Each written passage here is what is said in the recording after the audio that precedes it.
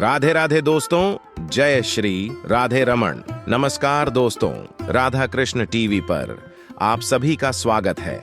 Video में आगे बढ़ने से पहले कमेंट सेक्शन में राधे राधे जरूर लिख दीजिएगा। ये उपाय करो, धन दौलत का ढेर लग जाएगा। औरत चाहे तो घर को स्वर्ग बना दे और चाहे तो नर्क। औरतों द्वारा किए गए पुण्य कर्म पूजा पाठ घर में खुशहाली और समृद्धि लाते हैं। वहीं औरतों द्वारा किए गए कुछ गलत कामों या गलतियों की वजह से घर में दरिद्रता और निगेटिविटी फैलती है। मां लक्ष्मी घर से चली जाती है। दरअसल वास्तुशास्त्र के हिसाब से औरतों को कई काम बिल्कुल भी नहीं करने चाहिए। अगर औरतें इन कामों को करती हैं तो घर में हमेशा कलह और परेशानी बनी रहती है। घर के सदस्यों का कोई भी काम सफल नहीं हो पाता। औरतें अगर थोड़ा सा सावधानी बरतें, अपनी दिनचर्या में थोड़ा सा बदलाव लाएं, स्नान करते समय कुछ बातों का ध्यान रखें, घर की सुख समृद्धि और खुशहाली के लिए कुछ उपाय करें तो जीवन की सभी परेशानियों से छुटकारा मिल सकता है। घर से दरिद्रता भाग जाएगी और मां लक्ष्मी सदा के लिए घर में निवास करने लगेंगी। इन उपायों को करने के साथ साथ औरतों को डेली कुछ बातों का ध्यान रखना होगा, जैसे किस तरह स्नान करना चाहिए, रसोई घर में क्या करना चाहिए। इन सारी बातों का भी अगर ध्यान रखा जाए तो घर में कभी भी धन दौलत की कमी नहीं होगी। औरतों के रोज नहाने को शास्त्रों में स्वच्छता, शुद्धता और स्वास्थ्य तीनों ही कारणों से महत्वपूर्ण बताया गया है। विश्वामित्र स्मृति के अनुसार नियमानुसार प्रातःकाल स्नान करने से रूप, तेज, बल, पवित्रता, आयु, आरोग्य, निर्णय लेने की क्षमता और बुद्धि प्राप्त होती है, जिसके प्रभाव से बुरे सपनों का नाश होता है। शास्त्रों में स्नान करने का सही समय सूर्योदय से पहले बताया गया है। दरअसल सूर्योदय से पहले स्नान करने से इंसान को सुख, सौभाग्य और अच्छी सेहत मिलती है। आप अगर पानी में थोड़ा सा गंगा जल मिलाकर हर हर गंगे का जाप करते हुए सुबह स्नान करें तो यकीन मानिए, इससे आपको पवित्र पावनी मां गंगा के निर्मल जल में स्नान करने जितना पुण्य प्राप्त होगा। लेकिन घर के वॉशरूम में नहाने के भी कुछ नियम है, जिनका पालन न करने से आप पुण्य की जगह पाप के भागी बन सकते हैं। विष्णु पुराण के 12वें अध्याय में कहा गया है कि औरतों को निर्वस्त्र होकर नहीं नहाना चाहिए। आप भले ही बंद वॉशरूम में नहा रही हों, लेकिन निर्वस्त्र नहाने से आप पाप की भागी बनती हैं। वहां आपको जल के देवता वरुण देव आपको देखकर आपसे नाराज हो सकते हैं और आपके शरीर में नेगेटिव एनर्जी प्रवेश करती है। गरुड़ पुराण के अनुसार स्नान करते समय आपके पितृ यानी आपके पूर्वज आपके आसपास होते हैं आपकी रक्षा करने के लिए, और वो आपके वस्त्रों से गिरने वाले जल को ग्रहण करते हैं, जिससे उनको तृप्ति मिलती है। ऐसे में जब आप बिना कपड़ों के स्नान करते हैं तो आपके पितृ देव अतृप्त होकर आपसे नाराज हो जाते हैं। उनकी नाराजगी से आपका तेज, बल, धन और सुख सब नष्ट हो जाता है। इसलिए कभी भी निर्वस्त्र होकर स्नान नहीं करना चाहिए। धर्मशास्त्रों के अनुसार जो व्यक्ति निर्वस्त्र स्नान करता है उससे धन की देवी लक्ष्मी भी नाराज हो जाती हैं, और लक्ष्मी के अप्रसन्न होने से कुंडली में धन योग कमजोर हो सकता है, जिससे आपकी आर्थिक स्थिति कमजोर हो जाती है।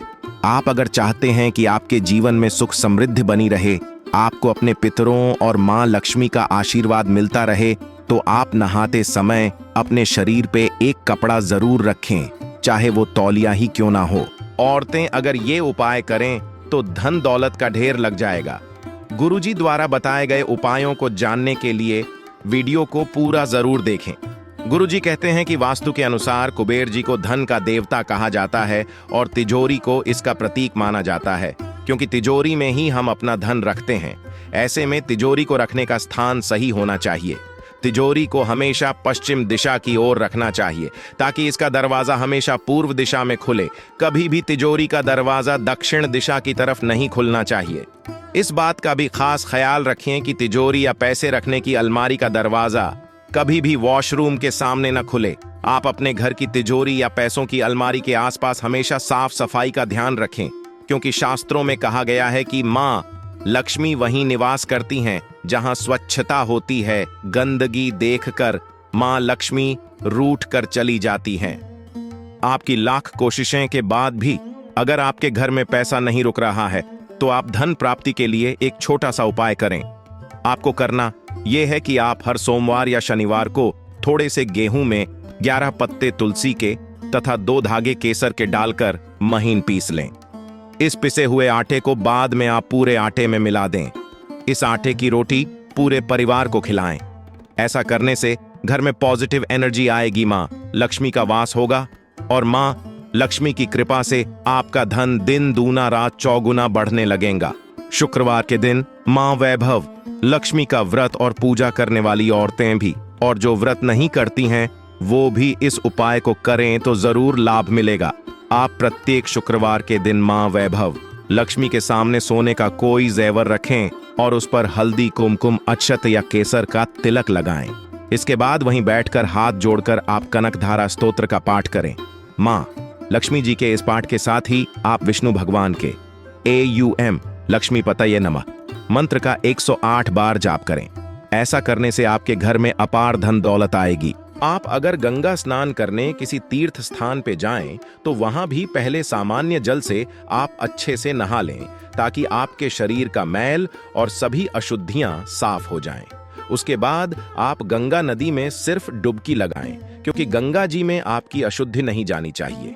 इसलिए गंगा जी में सिर्फ मुसल स्नान करना चाहिए, यानी बस डुबकी लगाकर बाहर निकल आएं। गंगा जी में भूलकर भी शरीर को हाथ से रगड़कर मैल नहीं छुड़ाना चाहिए। ऐसा करने से आप पुण्य के नहीं पाप के भागी बनते हैं। औरतों को पीरियड्स में भूलकर भी गंगा स्नान नहीं करना चाहिए।